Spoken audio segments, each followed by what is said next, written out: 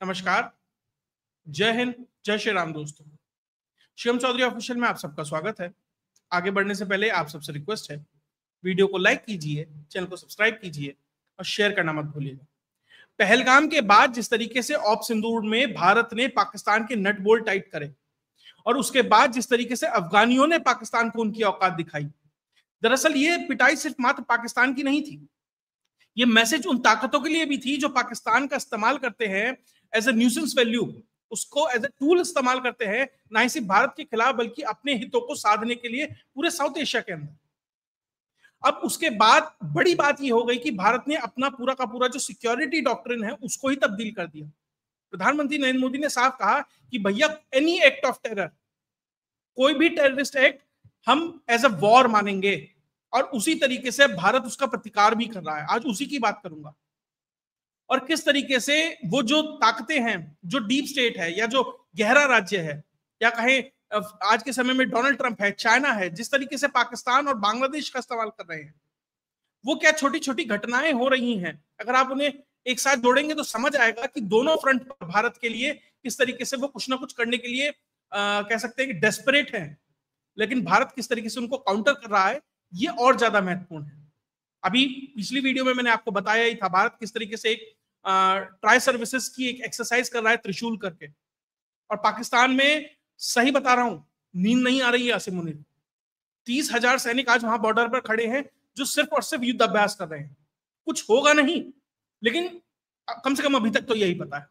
लेकिन वहां मात्र खड़े होने से पाकिस्तान को रोजाना $2 मिलियन का नुकसान हो रहा है, क्योंकि उसे मोबिलाइजेशन करना पड़ रहा है, बहुत कुछ करना पड़ रहा है। और उसी डेस्परेशन में कि भैया यहां इतना सब कुछ हो रहा है, मुझे अपने एयर रूट्स बंद करने पड़ रहे हैं, अपने इलाके में नो टाइम जारी करना पड़ रहा है, कोई भारतीय जहाज ना घुस जाए, कोई ब्रह्मोस गलती से ना घुस जाए, बहुत सारी चीजें हैं। तो उसी में वो एक तरीके से डाइवर्जन टेक्टिक भी उसने अपनानी शुरू कर दी है। जो जम्मू कश्मीर है, एलओसी है, उसके आसपास वो गतिविधियां बढ़ा रहा है। कल जो भारत का जो तंगधर सेक्टर है उसके अंदर इन्फिल्ट्रेशन करने का प्रयास किया जाता है। 7 से 8 जो बैट कमांडो होते हैं पाकिस्तानी फौज के, यानी कि बॉर्डर एक्शन टीम जो होती है, एक तरीके से स्पेशलाइज्ड कमांडोज होते हैं। एक तो मुजाहिदीन हो गए, आतंकवादी हैं, बस ठीक है 10-15 दिन की 20 दिन की एक ट्रेनिंग दी और फटाफट उतार दिए, डिस्पोजेबल एसेट है। लेकिन 7 से 8 बैट कमांडोज का इन्फिल्ट्रेशन कराने का प्रयास किया, क्योंकि अब स्नो सीजन आने वाला है, बर्फ पड़ने वाली है। तो उससे पहले, उसके बाद रास्ते बंद हो जाएंगे, बर्फ होगी, बहुत मुश्किल होता है आने में। तो उससे पहले जितने ज्यादा लोग भारत में आ सके वो प्रयास है उसका। उसको किस तरीके से एक तरीके से नाकाम किया भारतीय फौजों ने। उसके बाद जो हुआ, जो पाकिस्तान की पीओके में जो लीपा वैली है उसके अंदर जिस तरीके से भारत ने जवाब दिया, भैया छोटा बड़ा हर खिलौना इस्तेमाल हुआ है, इतना ही बता सकता हूं। और अगर आप पाकिस्तानी न्यूज चैनल्स को उठाकर देखेंगे जो वहां के पीओके को जो लोकल तौर पर कवर करते हैं, कि भैया रात भर जो धनाधन आवाज आई है ना, जबरदस्त। उन्हें ऐसा लगा कि शायद ऑप सिंदूर 2 लॉन्च हो गया है, जो पॉज हुआ था ना, पॉज के बटन को दोबारा दबा दिया गया है। ये स्थिति लीपा वैली में की गई है। और इस दौरान जो इन्फिल्ट्रेशन हो रहा था, 2 टेररिस्ट मारे गए हैं, 5 से 6 घायल हैं।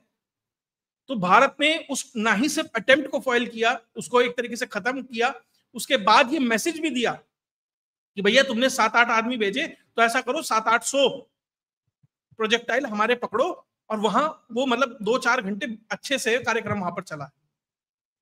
उसके बाद एक और अटेम्प्ट हुआ पाकिस्तान की तरफ से, जो आरसपुरा सेक्टर है, उसमें ड्रोन के ऊपर लगभग 5.5 किलो हेरोइन भारत के अंदर एयर ड्रॉप करने का प्रयास था। लगभग उसकी मार्केट वैल्यू 25 करोड़ है। देखिए, पैसा भेजना, एक आप जिस तरीके से अब काम कर रही हैं भारतीय एजेंसियां, आप डायरेक्ट रूट से पैसा नहीं भेज सकते।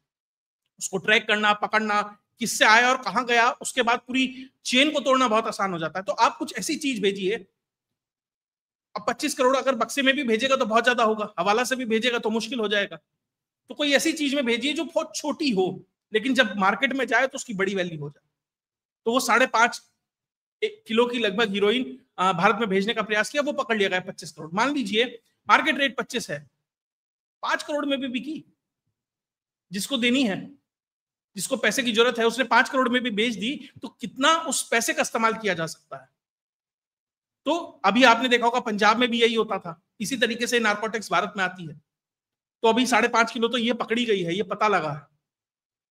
तो उनका पूरा का पूरा ये टेक्टिक है, डाइवर्जन टेक्टिक है, कि यहां से जो एक तरीके से कह सकते हैं ध्यान है उसको भटकाकर उत्तर में लाया जाए, कश्मीर की तरफ, वहां छोटे छोटे अटेम्प्ट्स किए जाएं। ये प्रयास है पाकिस्तान की तरफ से। लेकिन पाकिस्तान में डर सरक्रीक का भी बना हुआ है। जिस तरीके से वहां ट्राई सर्विसेज एक्सरसाइज चल रही है, तो पाकिस्तान को अपनी पब्लिक को भी तो कुछ बेचना है ना। नहीं साहब, हम मुजाहिद हैं, हम लड़ने के लिए तैयार हुए हैं, हमारी फौज ही उस तरीके से है। तो वहां का जो नेवल चीफ है, नेवी चीफ जो है एडमिरल नावेद अशरफ, वो भी सरक्रीक पहुंचता है। और वहां पे फोटो वोटो बढ़िया, आईएसपीआर वाले तो पहुंच ही जाते हैं, फोटो वोटो बढ़िया डीएसएलआर वीएसएलआर लेके, भैया रील वील काट के चलानी है ना इंस्टाग्राम पे। और वहां पे वो भाषण देता है कि भैया हम ही हैं जो इंडियन ओशन में स्टेबिलिटी ला सकते हैं, हम ही सब कुछ कर सकते। प्रधानमंत्री ने कहा था ना कि इंडियन ओशन इंडिया का बैकयार्ड है और उसके नेट सिक्योरिटी गारंटर हम हैं। तो इन्हें लगा यार मोदी जी ने बोल दिया, हम पीछे रह जाएंगे, हम नेट सिक्योरिटी प्रोवाइडर हैं, हम स्टेबिलिटी लाएंगे। अभी इन्होंने एक शिप पकड़ी है नार्कोटिक्स से भरी हुई, ठीक ठाक वैल्यू इन्होंने बताई है। अब इनके आंकड़ों पे विश्वास तो नहीं किया जा सकता, लेकिन इन्होंने बताया कि एक बहुत बड़ा अमाउंट है। जब इनसे पूछा भैया शिप कौन से देश की थी, नहीं जी वो नहीं बताएंगे। अच्छा कितने लोग थे, वो भी नहीं बताएंगे। अच्छा किस नेशनलिटी की थे, अरे वो भी नहीं बताएंगे। पूछो कुछ मत, बस हमने पकड़ ली। और ये मान लो कि हमारी नेवी बड़ी जबरदस्त है। तो किस तरीके से प्रोपेगेंडा तैयार किया जाता है, वो इनसे सीखिए। अब 3-3 होवरक्राफ्ट वहां लेकर उतर गए हैं, उसकी फोटो वोटो डाली है, कोई इधर से आ रहा है, कोई इधर से आ रहा है कि देखिए हम तैयार हैं। ये कोई इंग्लैंड से खरीद के लाए हैं, ग्रिफिन 2400 TD करके मॉडल नंबर है, 3 होवरक्राफ्ट लाए हैं। तो पाकिस्तान की तरफ से छोटे छोटे मैसेज दिए जा रहे हैं, छोटे छोटे काम किए जा रहे हैं, लेकिन वो ज्यादा कुछ नहीं कर सकते। क्योंकि मोदी ने साफ किया, प्रधानमंत्री नरेंद्र मोदी ने साफ कह दिया, हमारी डॉक्ट्रिन यही है कि भैया तुम थोड़ा करोगे उसका जवाब ज्यादा देंगे। और ये रात को पता लग गया उन्हें लीपा वैली के अंदर। ऑप सिंदूर के बाद सबसे बड़ा कार्यक्रम कल रात वहां हुआ है। और ऑप सिंदूर में भी आर्मी ने जो किया था, लगभग 3 लाख गोली गोला मोटार शैल सब कुछ मिला के 3 लाख के लगभग इंडियन आर्मी ने ऑप सिंदूर में इस्तेमाल किए थे। उसके बाद सबसे बड़ा कार्यक्रम कल लीपा वैली में हुआ है। तो मैसेज साफ है, 2 हो 4 हो, तुम कुछ भी करोगे उसका जवाब उससे बेहतर प्रोपोर्शन में ही भारत आपको देगा, और भारत दे रहा। अब इस सब के बीच पाकिस्तान से एक और खबर निकल के आती है कि जो मुनीर साहब हैं, जो उनकी नजदीकियां जिस तरीके से डोनाल्ड ट्रंप से बढ़ती जा रही हैं, जिस तरीके से वो बार बार उन्हें वो 250-300 रुपए वाली प्लेट, महाराजा वाली थाली होती है ना, वो खिलाने के लिए बुला रहा है कि आओ साहब, फिर उसके बाद वो 2-2 घंटे बाहर बिठा देता है कि नहीं नहीं अभी मेरी मीटिंग चल रही है, बाहर बैठो, फिर बुलाता है। दरअसल कौन है मीडिएटर? वो कौन है? आसिम मुनीर का आदमी, जो ट्रंप की टीम के अंदर है, जो पूरा का पूरा खेल ट्रंप और आसिम मुनीर के बीच में सेट कर रहा है। बार बार जो ये मुलाकातें हो रही हैं, कैसे हो पा रही हैं? दरअसल आपने एक आदमी देखा होगा, पहले बहुत अच्छी अच्छी इंडिया के लिए बात करता था कि भैया वहां के भी ऐसे ही हैं, हम भी ऐसे ही हैं, हमें अमन शांति रखनी चाहिए। और पाकिस्तान के जितने भी ये आईएसपीआर वाले चैनल चलते हैं, आरजू काजमी से लेकर एक वो चावल की बोरी है, क्या नाम है उसका, कमर चीमा, वो हो, ऐसे बहुत सारे चैनलों पे आता था, भारत के लिए बहुत अच्छी अच्छी बात करता था। अरे मोदी जी से ही हमें उम्मीद है, सब कुछ है। और भारतीय उसके लिए पागल हो रहे थे। और आपको बता दूं, उसने भारत की यात्रा भी की। पिछले 1 साल के अंदर वो भारत भी आया। पहली बात तो क्या बैकग्राउंड वेरिफिकेशन भारत की तरफ से, एमईए की तरफ से कौन था जिसने वो कराया, और किसने उसकी एंट्री होने दी? और उसके ऑप सिंदूर के बाद वो जिस तरीके से बदला, क्योंकि वो था ही उसके लिए, उसका इंटेंशन ही वो था।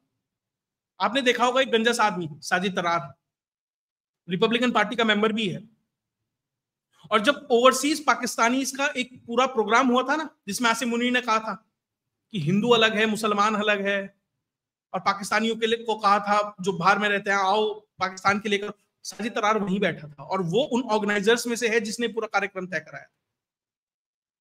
और कहा यह जा रहा है कि $10 मिलियन रिपब्लिकन पार्टीज को दिए गए हैं, या कहें ट्रंप को दिए गए हैं पाकिस्तान की तरफ से।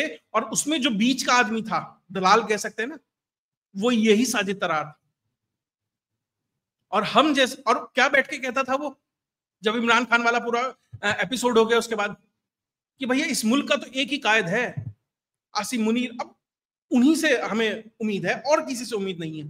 तभी से समझ आने लगा था कि भैया पलटी मार ली है, और आसिम मुनीर ने उसका इस्तेमाल किया ट्रंप के यहां पहुंचने के लिए। उसको पैसे दिए कि जाओ ट्रंप को दो, ट्रंप आज सिर्फ और सिर्फ अब राष्ट्रपति नहीं है, बिजनेसमैन है, उसे खुश करो। वो उसने किया, पहुंचा, पैसे दिए, बात कराई, मीटिंग कराई, और उसने कहा मुनीर को कि भैया बोल दे मैं तुम्हें नोबेल प्राइज के लिए नॉमिनेट करता हूं, बोल दो कि तुम ही सबसे महान हो, और बिल्कुल मतलब अपनी जीप को लेके पहुंच जाओ। और वही हुआ, उसने वो किया। और हम भारतीय, हमें किस तरीके से परोसे जाते हैं ये पाकिस्तान के यूट्यूब चैनल, आरजू काजमी, कमर चीमा को तो बाकायदा ऑफ सिंदूर में रिपोर्टिंग के लिए अवार्ड मिला है पाकिस्तान की तरफ से। वो तमगा टांग के वो भी बैठेगा। साजिद तरार है, बहुत सारे रिएक्शन चैनल है, नायला है, शोएब चौधरी है, और फिर वो आरजू काजमी का खुद पति है, ये सब बैठते हैं, बाकायदा इनकी सैलरी पेड होती है आईएसपीआर की तरफ से कि आप बैठो और इस तरीके से माहौल तैयार। मोटस ऑपरेंडी क्या है? 100 एपिसोड बनाओ, भारत बहुत अच्छा है, भारत में गुड़गांव बड़ा अच्छा शहर है, भारत की ऑटो इंडस्ट्री ऐसी है, भारत की टेक्नोलॉजी ऐसी है, नरेंद्र मोदी ने ये कर दिया, नरेंद्र मोदी ने वो कर दिया। जब भारतीयों को लगे भैया ये तो बहुत अच्छे हैं, हमारी तरफ की बात करेंगे, हमारी जैसी ही बात कर रहे हैं, ये तो बस आर्मी खराब है, आईएसआई खराब है, बाकी ये लोग तो बहुत अच्छे हैं पाकिस्तानी, उसके बाद एक हल्के से अपनी एक न्यूज फिट कर दो ताकि भारतीयों को लगे यार 100 सही थी तो ये भी सही होगी। आरजू काजमी ने कहा था ना दाऊद इब्राहिम मर गया, और उसके बाद मेन स्ट्रीम मीडिया से लेकर हर किसी ने उसको चलाना शुरू कर दिया। वो भी एक कैमोफ्लेज था। और ऐसे ही तैयार किए जाते हैं प्रोडक्ट और भारतीयों को बेचे जाते हैं। 100 रुपए, 50 रुपए सुपर चैट भेज रहे हैं। साहब आप उनकी बंदूकों में गोली भरने का पैसा, असला खरीदने का पैसा आप दे रहे हो, और ये हो रहा है। और ऐसे लोगों को ऑफ सिंदूर के बाद लगभग सबने बुलाना बंद कर दिया। अब भी है एक दो यूट्यूब चैनल, या तो वो जाते हैं या जो बहुत हाई प्रोफाइल हो गए उन्हें बुला तो नहीं पाते, लेकिन और किसी पे चले जाते हैं। अब आरजू काजमी को सब बुला तो नहीं पाते, लेकिन छोटे मोटे कुछ यूट्यूब चैनल्स हैं उन पे आप चले जाओ। अभी भी चला है, क्योंकि आपको आपके मन में भी हसरत है ना पाकिस्तान में भी बड़ा सेलिब्रिटी बन जाऊं, तो वो सब चलता है। लेकिन कुल मिलाकर भारत की पब्लिक को भी समझ आया कि किस तरीके से जो ये कार्यक्रम चलाया गया। अभी 2020-21 की फोटो में देख रहा था, आईएसपीआर का जो आसिफ कपूर था ना, उसके साथ उसने व्लॉगर्स बुलाए हुए थे, बहुत सारे अपने साथ बिठाए हुए थे, फोटो वोटो खिंचवाई कि देखिए पाकिस्तान का फूड के ऊपर ये व्लॉगिंग करेंगे, बाकी ट्रेवल डेस्टिनेशंस के ऊपर करेंगे, कल्चर के ऊपर करेंगे। और उसके बाद आप देखेंगे जो जो उस फोटो में व्लॉगर है, वो सारे ब्लॉगर बाद में क्या करते हैं, वो भारत में भी आते हैं व्लॉगिंग करने, और भारत में क्या कहेंगे, देखिए यहाँ तो स्लम है, यहाँ पब्लिक खुले में शौचालय कर रही है, देखिए यहाँ पे कितनी गंदगी है, गाय सड़क पे घूमती है, पाकिस्तान में बड़ा अच्छा है जी। यही कर रही थी ना ज्योति मल्होत्रा भी, यही कर रहे हैं वो 400 से 500 इन्फ्लुएंसर जिनके ऊपर अब आईबी की नजर है। वो भी शो मैंने किया है, लगभग 400 इन्फ्लुएंसर भारत में हैं और विदेशी इन्फ्लुएंसर अलग हैं। तो आईएसपीआर ने क्या तंत्र तैयार किया, और हम लोग उनको देखते हैं, अरे साहब बड़ी अच्छे, अच्छा बोल रहा है। तो बहुत बारीकी से कौन क्या बोल रहा है उसको बहुत समझने की जरूरत है, क्योंकि पीछे एजेंडा है। हम भी कुछ बोले, हमारी बात का भी फैक्ट चेक कीजिए जाकर। मैं कभी ये नहीं कहता कि आप मेरे ऊपर ब्लाइंडली विश्वास करें, जाएं फैक्ट चेक करें, अपने हिसाब से देखें,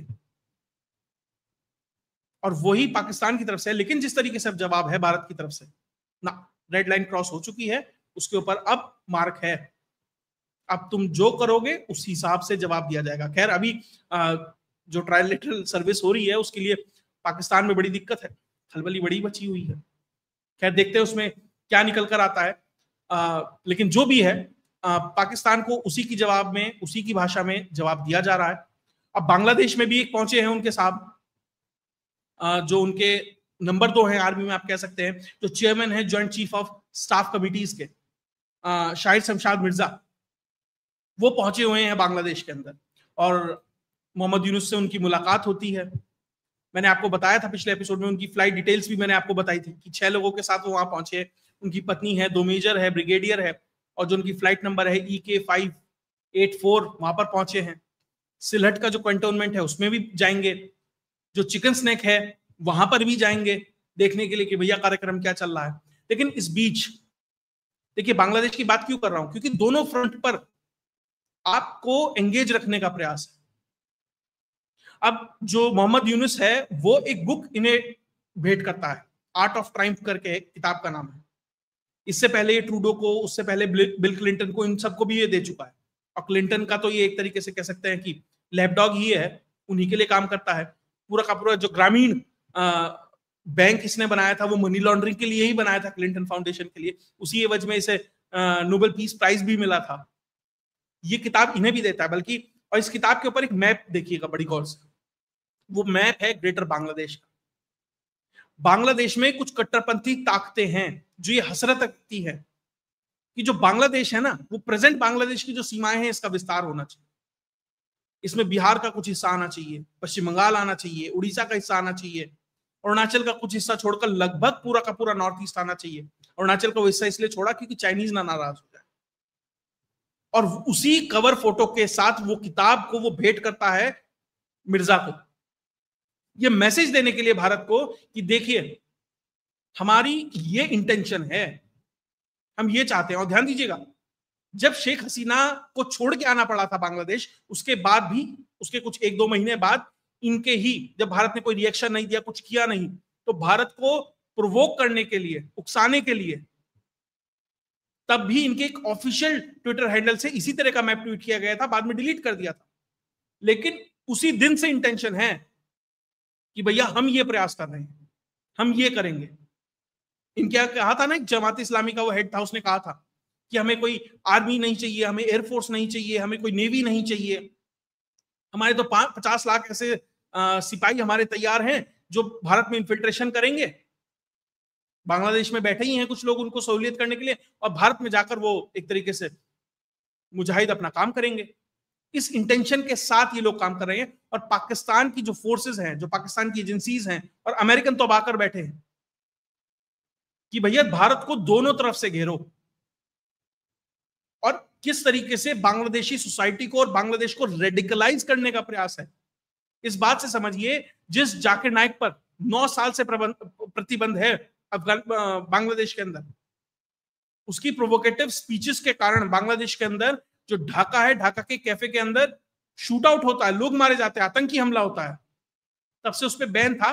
उसको भी अब बांग्लादेश इनवाइट किया जा रहा है 28 नवंबर से 20 दिसंबर तक, लगभग मोटा मोटा आप मान के चलिए 1 महीने का टूर है उसका। और वहां किस तरह का जहर उगलेगा, जिस तरह का पाकिस्तान में किया था ना, वही कार्यक्रम करने के लिए बुलाया। तो निश्चित तौर पर ये जो प्लेबुक है ना, ये आईएसआई की प्लेबुक है। पाकिस्तान में भी ये करने के लिए बुलाया था, माहौल गरमाने के लिए और रेडिकलाइज करने के लिए, सोसाइटी को उस तरीके से तैयार करने के लिए, भैया कि तुम्हारा ये काम है, तुम इतना भड़का दो समाज को कि अगर फौज कुछ करे तो पब्लिक पीछे खड़ी हो उस सेंटिमेंटल वैल्यू को लेकर, कि फौज से कहीं गलती भी हो जाए तो उनके इमोशंस इतने हाई हों कि वो उसको नजरअंदाज कर दें। और उसके कुछ महीने बाद ही पहलगाम होता है। अब इसे बांग्लादेश बुलाया गया है। तो कनेक्शन देखिए कि आप सोसाइटी को रेडिकलाइज करने के लिए उसे बुला रहे हैं, ताकि कुछ मिसहैप हो, कुछ इस तरह का कार्यक्रम हो तो सोसाइटी आपके पीछे खड़ी हो। अब भैया एक लास्ट और ले लेते हैं, सब बोल ही रहे हैं तो भाई साहब, एक भाई साहब और हैं, उन्होंने सोचा मैं भी इसमें आहुति दे दूं। ये जो कमिश्नर हैं ढाका म्युनिसिपल पुलिस के, कह रहे हैं कि भैया अगर भारत, जो नेबरिंग कंट्री है, भारत ने बांग्लादेश में इंटरफेयर किया तो युद्ध के लिए तैयार है। ये ढाका के कमिश्नर हैं। यूपी के माफ कीजिएगा, भारत के सबसे छोटे जिले का जो एसएसपी होगा ना, वो इससे ज्यादा ताकत रखता है। इसकी पुलिस को आधे घंटे में वो जिले की पुलिस आराम से उसकी औकात दिखा सकती है। और ये साहब भी बोल रहे हैं। तो किस तरीके से पूरे तंत्र को right from top to bottom तैयार किया जा रहा है, दोनों साइड। और मैं आपको ये बता दूं, पाकिस्तान की जिस तरीके से अफगानी पिटाई कर रहे हैं, बॉर्डर से लेकर टेबल तक, जिस तरीके से उनके नैरेटिव को और उनके जवानों को और उनकी फौज को पीटा जा रहा है, वो डेस्परेशन है आसिम मुनीर में, ना ही सिर्फ अपनी ही फौज में, ये मैसेज देने के लिए कि मैं कमजोर नहीं हुआ, क्योंकि एक्सटेंशन भी चाहिए, और ये मैसेज देने के लिए उन अमेरिकनों को जिनके लिए गारंटी लेके आया कि तुम्हें रेयर अर्थ भी दिलाऊंगा, सब कुछ दिलाऊंगा, तो उसके लिए मजबूरी है कुछ ना कुछ मिस एडवेंचर करना भारत के खिलाफ, ताकि मजबूरन उन्हें इसके पीछे आकर खड़ा होना पड़े कि भैया नहीं नहीं हम तेरे पीछे खड़े हैं, फिलहाल जो भी हो रहा है तेरे साथ है, और से वो लेवरेज मिले, वो एक्सटेंशन का भी और उस अपने गेम को बड़ा करने का भी। और भारत इसलिए बार बार मैसेज दे रहा है, इसलिए रक्षा मंत्री हो, गृह मंत्री हो, विदेश मंत्री हो, सेना अध्यक्ष हो, वायुसेना अध्यक्ष हो, प्रधानमंत्री हो, वो बार बार मैसेज दिए जा रहे हैं कि भैया गलती मत कर देना। सर क्रीक से लेकर पीओके तक और बांग्लादेश के चिकन नेक तक और चिटेगोंग तक हर जगह उसी तरीके से तैयार है। और बांग्लादेश तो और ज्यादा प्रोन है, वहां मतलब 48 घंटे का कार्यक्रम है, चिटेगोंग में करना हो या चिकन स्नैक में, उससे ज्यादा की उसकी औकात नहीं है। इसलिए भारत इंटरनल नैरेटिव पर भी काम कर रहा है, और करने की जरूरत है, कहीं ना कहीं है कमी है, लेकिन धीरे धीरे चीजों को बढ़ाया जा रहा है, और बॉर्डर पर भी मैसेज दिया जा रहा है कि उतने ही तैयार है। खैर, इसमें जो भी डेवलपमेंट होगी वो आपके साथ लेके आता रहूंगा। अगर आपको वीडियो विश्लेषण अच्छा लगा तो वीडियो को लाइक कीजिए, चैनल को सब्सक्राइब कीजिए और शेयर करना मत भूलिए। जय हिंद,